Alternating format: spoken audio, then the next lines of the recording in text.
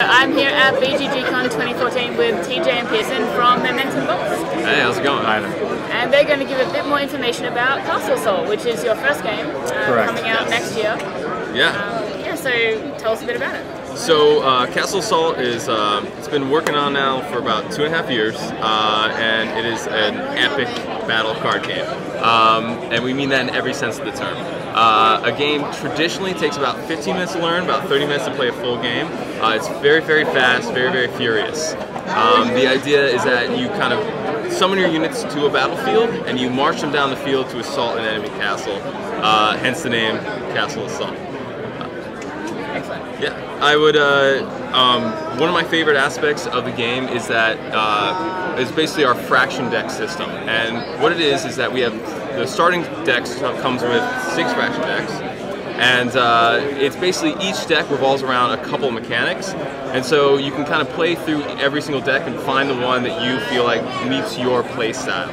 You know, if you have, let's say, if you play like a fighter in D&D, you know, you'll have a deck that responds to that. If you like, you know, more magic types, more strategic types, there's decks that respond to that well.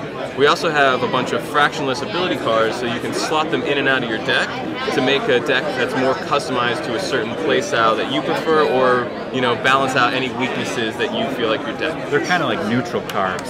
So you know, if your elf deck is slightly weak against the orcs and they're a quick attack, you can kind of slow them down by inserting a few neutral abilities.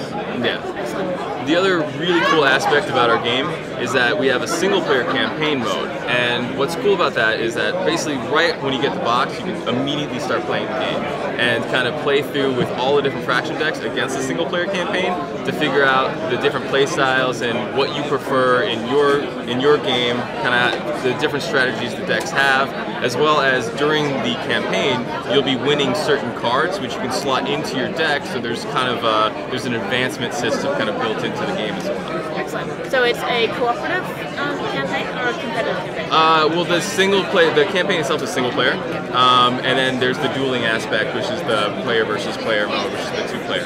Anything else you'd like to share about the game? Well, we hired 11 different artists for this project. So there's a myriad of different art. It's really kind of exciting. We have a few pieces. I'm not sure if you can see them here. But this is our elf deck by Chrissy Chung. We have our vampires, the example of some of the artwork. Some of the new undead deck that just came out. They've really done a great job, I feel, so I'm glad that we had such talented illustrators on the project. Excellent. And would you say it's a light, medium, or heavy game in terms of how easy it is to pick up and learn and get into? Very light. Very light. Pick up, definitely. Yeah. But then once you've understood the basics, each deck can be tuned and crafted to really as either your play style or against your opponent. So it's not as much playing your deck each time, it's kind of playing your opponent's deck and being able to adapt to what's coming at you that way. The fun part too is that, you know, there's a ton of cards and there's a ton of decks, but we're big strategy card game guys.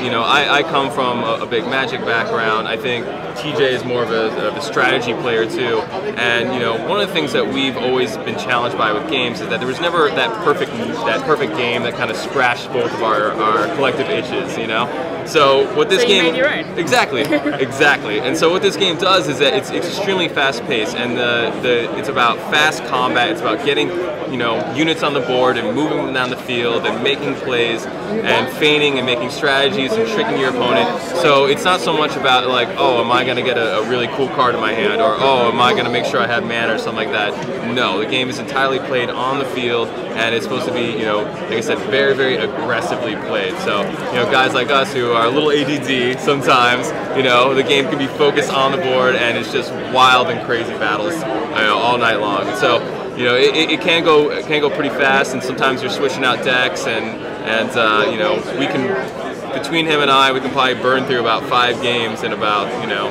maybe an hour and a half, I'd say. So. What kind of age range have you played it with? Do you know if it works well with kids, or what kind of ages? There is a bit of text on the cards. We found it's not overly complicated.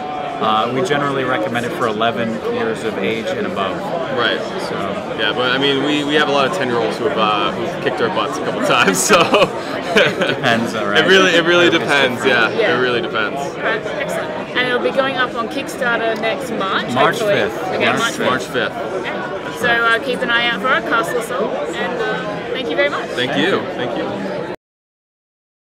So, there's a lot of backstory and lore behind Castle Assault. So, why don't you start by telling us a little bit about that? Sure, Phoebe.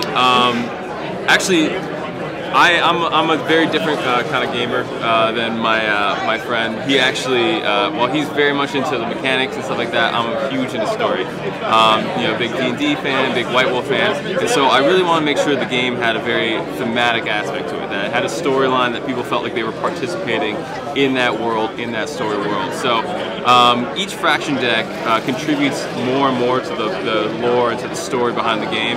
And you'll see with the campaigns and stuff like that, as you follow the campaign with your faction deck, you'll see that you kind of go through the storyline and kind of advance that faction through the story. There'll be plot points within the story where you'll be able to get new items and new equipment that you get to add to your faction deck, and so you kind of feel like you're leading your people and you're kind of accumulating all this power and all these weapons and magic and stuff like that as you go along. As each kind of a single player expansion kind of gets released, you'll be learning more and more about the story and how the events of that story kind of lead into the progress of the overall arcing kind of storyline that we have prepared. It originally starting off with somewhat of a fantasy theme, and as the game is going to progress, you'll see more and more of sci-fi elements get added to that as well. One of the cool things that we have actually planned is that over the course of the game being released and the additional expansions every year, we're going to be holding events, and the winner of those events and those tournaments with those faction decks are going to help to shape the universe and shape the storyline for the game. So if we see that werewolves happen to be winning a lot, or vampires are winning a lot, you'll see them going to be featured more heavily in the next storyline as we go forward. So if people are really into orcs, all of a sudden maybe the next expansion is going to heavily feature the orcs as kind of the overall protagonist as the storyline progresses. So yeah, it's a very thematic game, and there's a lot of elements in there. One of the things that we love, especially with the single player deck, features heavily around oozes and slimes, and being old school D&D guys, we thought that we tried to think of the most ridiculous enemy there was, and so we thought, all right, ooze, gelatinous cubes were like the most weird enemy, so we said, all right, let's take the most bizarre enemy and make it the epic boss of our game. So we took an ooze lord, and if you play the single player campaign, you're gonna find that it's not your dad's ooze cube. That what we have is a gelatinous ooze lord, and we'll see. We actually have one of our boss monsters here, and actually it's so big that it actually takes up an entire frame of the game by combining a bunch of cards together, like so. So it's a lot of fun. We take some licenses with it, especially with the writing and stuff like that. It is a little heavy-handed at times, and we do that on purpose because we want to make it feel like you're really experiencing an epic chapter. So you can essentially level up your character in the single-player campaign and get stronger and stronger. Yep. Is there a way to do that with 2 players? Can each player be building up? Well, yeah, absolutely. So the idea is that as you progress through the game yourself, you can use your single-player campaign deck that you're using to duel with other people. So depending on where you are or what items you've slotted in or abilities, you can take that deck and take it to duel anybody else's deck. So it's literally your faction, your deck, your kind of story, just in card mode. Excellent. And you write the stories yourselves? We do, yeah. We do all the writing ourselves. We have had a couple people from Paizo Publishing who do Pathfinder, stuff like that, offer to come on board and help to write some of the modules for us. So you'll be seeing some guest talent here and there. But yeah, for the first expansion, it's all us, and it's a lot of fun. Excellent. And the expansion will hopefully be coming out with the base game? So we actually have about 25 other faction decks literally in our playtesting area ready to go. So if we hit all of our expansion, all of our goals for our Kickstarter, we might be able to release with the first expansion right from the gates, and so that'd be great for us. The base set does come with the 6 fraction decks as well as a single-player campaign. We have multiple campaigns that, like I said before, kind of extend the storyline, as well as other fractions that get added to the mix.